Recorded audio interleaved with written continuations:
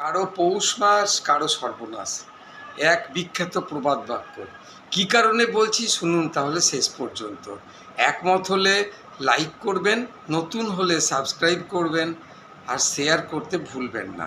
সম্প্রতি কোনো এক প্রতিবেদন থেকে সোশ্যাল মিডিয়ায় জানা গেল তৃণমূলের এক্সিস্টেন্স আর থাকবে না।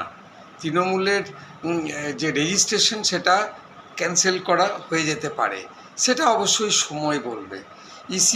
ইসিআইয়ের জুরিসডিকশনের ব্যাপার তাদের এখতিয়ারের মধ্যে পড়ে, আমরা আদার ব্যাপারই। কিন্তু কিছুটা হলেও দেখাই যাচ্ছে যে পার্টিটা একেবারে আস্তে আস্তে ভেঙে যাচ্ছে। কিছু তো জেলে, আর কিছু যারা আছে তারা মুখ ঘুরিয়ে নিচ্ছে। যাকগে, এবার পৌষ মাসটা কার জন্য বুঝুন। দেখুন, দলে যখন ভাঙন ধরে সেখান থেকে সবাই বেরিয়ে এসে যেটা আজকের দিনে সবথেকে বৃহত্তম পার্টি তাদেরই দরজায় কড়া নাড়া দেবে।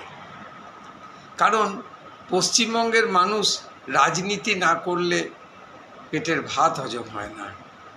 কিছু ক্যাটাগরিরা আছে যারা আংশিক যে রাজনীতির আংশিক বুঝলেও হম্বিতম্বির কিছু কমই থাকে না, এটাই তাদের বৈশিষ্ট্য। তখন একটা ব্যাপার অবশ্য দেখতে পাওয়া যাবে, সেটা হচ্ছে হিন্দুদের আরও এক কাট্টা হওয়া আর বিজেপির প্লাস।